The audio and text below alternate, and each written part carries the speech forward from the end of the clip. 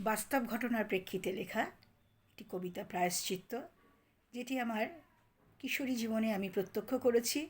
পরবর্তীকালে সেটি কবিতাতে প্রাধান্য পেয়েছে। কবিতা প্রায়শ্চিত্ত।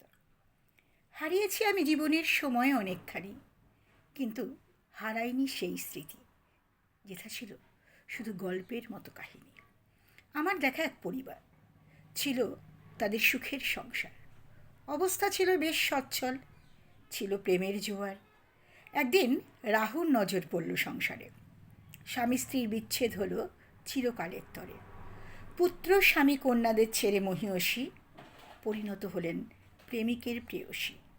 ঘরে রইল স্ত্রী পুত্র কন্যা, প্রেমিকের হৃদয়ে প্রেমের বন্যা। দুজনেতে পাড়ি দিল নদীর ওপারে, নতুন সংসারে মাতল দুজনে স্বীয় পরিবার ছেড়ে।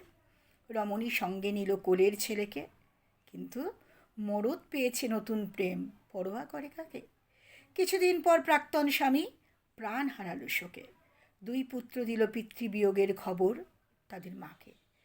তারা ভেবেছিল শেষ দেখা দেখতে আসবে মা, তাদের মা জানিয়ে দিল দেখতে আসবে না।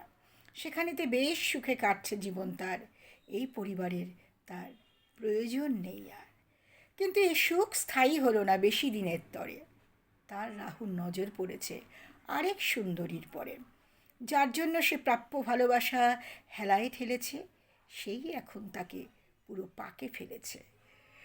হারানো রমণী নিজের দোষে প্রাপ্য ভালোবাসা, এখন তার সাধের প্রেমিক নতুন ঘর বেঁধেছে খাসা। সেই সংসার দেখে পাগল রমণী শোক নিতে না পেরে কদিন বাদেই পৌঁছে গেল সে সহজেই মরণের ঘরে।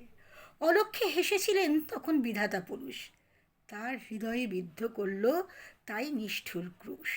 এ জন্মের পাপের ঋণ শোধ করতে হলো তাকে, এইভাবেই কৃত পাপের প্রায়শ্চিত্ত হয়ে থাকে। কবিতাটি দিলাম এই কারণে, বর্তমানে ফেসবুকে ফেক প্রেমের পাল্লায় পড়ে কত সংসার এইভাবে ভেঙে যাচ্ছে, কত ডিভোর্স, কত পরকীয়ার জ্বালায় খুন, প্রেমিক প্রেমিকাকে খুন করে ফ্রিজে পুড়ে রাখছে। এই ব্যাপারে সতর্কতার জন্য আমার এই বার্তা প্রায়শ্চিত্ত কবিতাটি। নমস্কার।